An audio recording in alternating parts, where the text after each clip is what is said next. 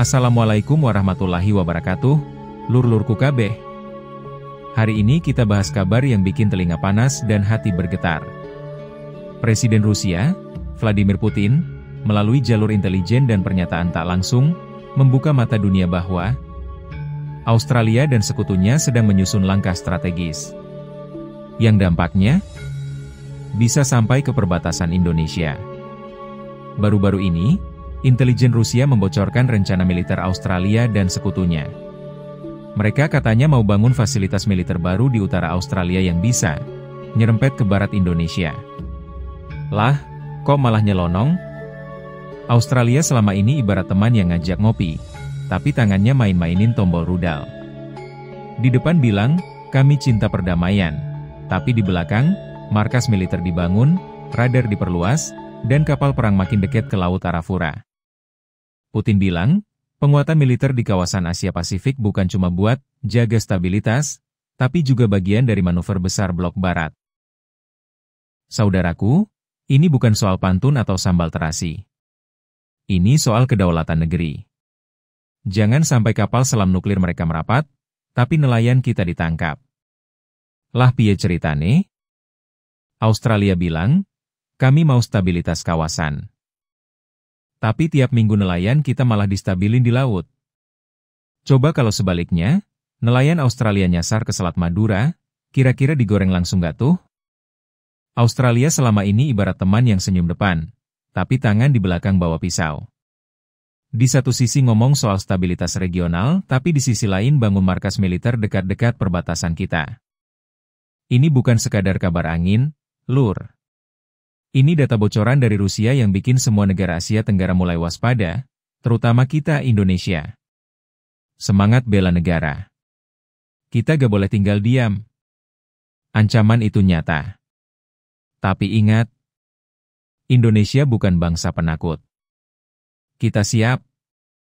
Bukan untuk cari musuh, tapi untuk menjaga rumah kita sendiri. Dari Sabang sampai Merauke, dari Miangas sampai Rote, tanah ini amanah dari Allah yang harus kita jaga. Posisi Indonesia? Strategis banget. Kita ini kayak jembatan emas antara dua samudra dan dua benua. Dan itu yang bikin iri sekaligus bikin takut negara-negara besar. Makanya, sekarang saatnya kita semua waspada. Bukan takut, tapi waspada. Dan tetap tegak lurus bela tanah air. Dalam Islam, menjaga negeri itu fardu kifayah. Kalau udah ada yang jaga, kita tinggal tenang. Tapi kalau semua diam, dosa ditanggung bareng. Maka dari itu, Indonesia siap berperan sesuai kapasitas dan kemampuan. Tapi ingat, kita bukan pion, kita bangsa yang merdeka dan bermartabat.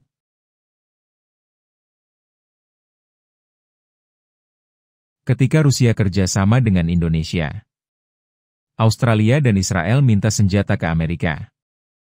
Rusia langsung ngomel-ngomel. Cina mulai garuk-garuk peta. Dunia udah kayak catur 3 dimensi. Tapi Indonesia tetap tenang, tetap santai, tapi sambil siap-siap. Dan tahu gak, lur? Yang bikin mereka tambah deg-degan bukan cuma karena Indonesia santai, tapi karena Rusia mulai lirik Jakarta. Mulai ada bisik-bisik kerja sama intelijen, alutsista, sampai drone dan satelit. Australia mulai keringatan. Karena kalau Indonesia dan Rusia sepakat, titik-titik strategis di utara Australia bisa terpantau dari Natuna, dari Papua, bahkan dari Maluku. Dan Rusia? Mereka sadar.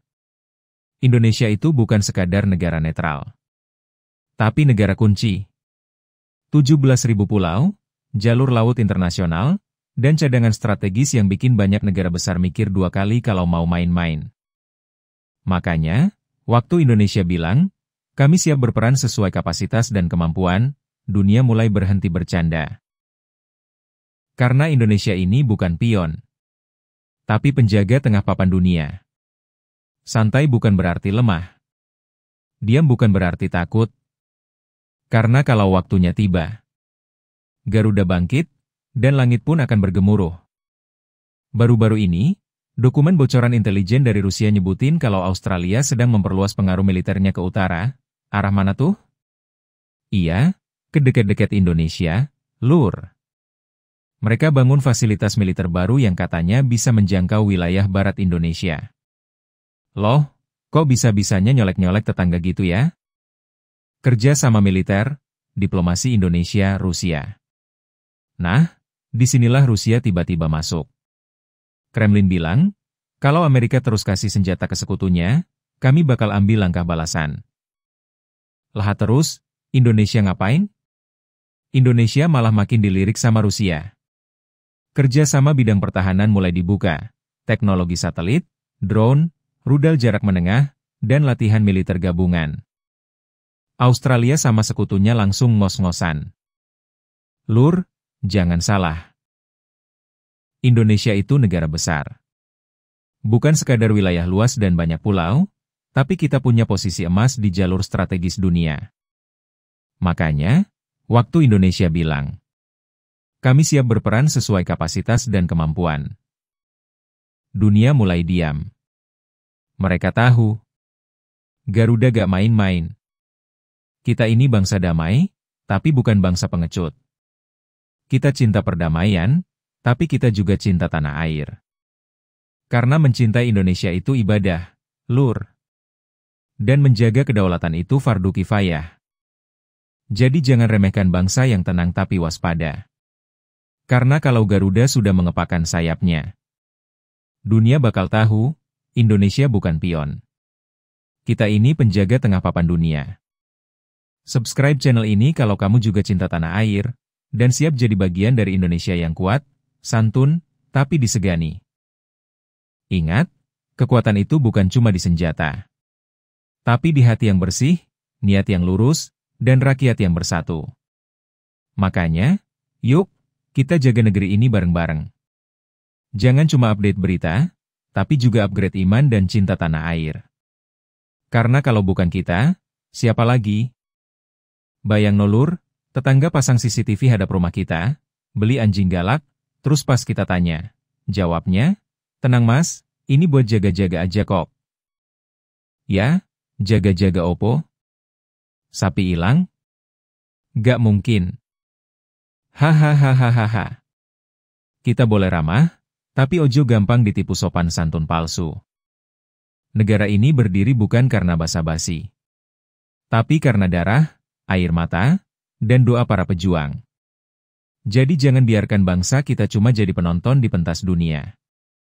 Kita bukan figuran dalam cerita bangsa lain. Lur, jangan dikira cinta tanah air itu cuma tugas tentara. Cinta tanah air itu bagian dari iman. Lah wong Nabi Muhammad SAW aja, pas hijrah dari Mekah ke Madinah, masih nangis karena rindu kampung halamannya. Apalagi kita, yang baru keluar kota aja udah kangen sambal pecel kampung. Sekarang saatnya kita bangkit. Gak harus angkat senjata, tapi angkat martabat. Gak harus teriak-teriak di jalan, tapi buktikan lewat kerja nyata. Guru mengajar dengan hati, petani menanam dengan niat ibadah, anak muda berkarya bukan cuma viral, tapi bermanfaat. Itu juga jihad, itu cinta tanah air.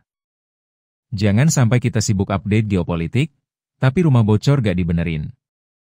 Lah itu bukan cinta tanah air, tapi cinta scroll TikTok. Indonesia harus siaga. Jangan lengah. Mulai dari pemerintah, militer, sampai rakyat biasa. Ini bukan waktunya saling nyinyir, tapi saling rangkul. Perkuat industri pertahanan kita sendiri, angkat produk anak bangsa, dan latih generasi muda jadi pejuang yang cerdas, bukan sekadar pengikut tren luar negeri. Cinta tanah air sebagian dari iman. Menjaga negeri ini bukan cuma tugas TNI atau presiden, tapi ibadah kita semua.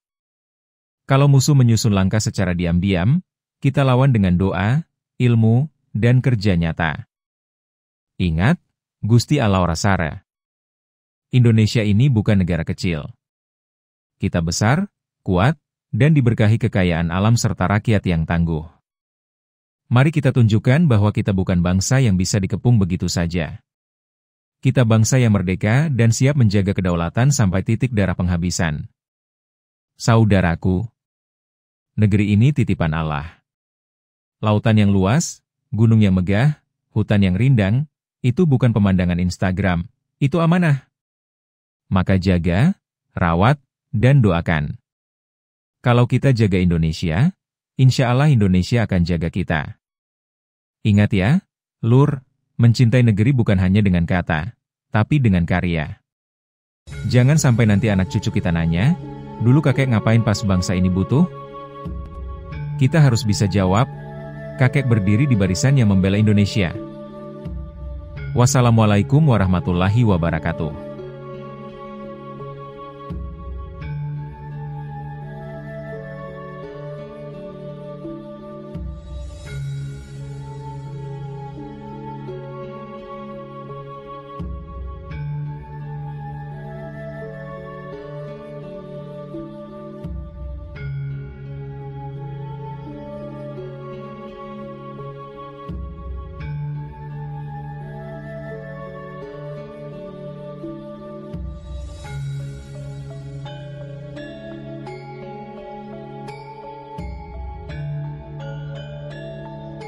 Saya siap mengikuti pelatihan di pesantren Jati Diri Bangsa Indonesia merajut perdamaian Nusantara dengan ikhlas dan penuh semangat. Pati Gajah Mada, Sumpah Palapa menyatukan bumiku Nusantara. Sumpah Pemuda di tahun 28, lahirlah pemuda Indonesia menyatukan Nusantara. Proklamasi di tahun 45, bangsa Indonesia menyatakan kemerdekaannya. Sumpah Palapa, Sumpah Pemuda, dan proklamasi.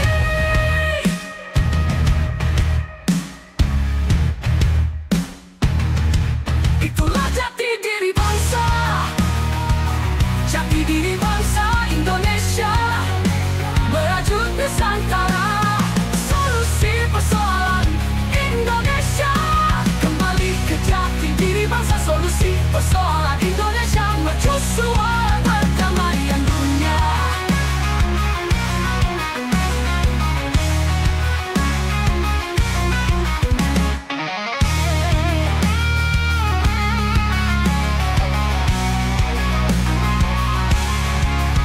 Sumpah Pemuda di tahun 28, lahirlah pemuda Indonesia menyatukan Nusantara.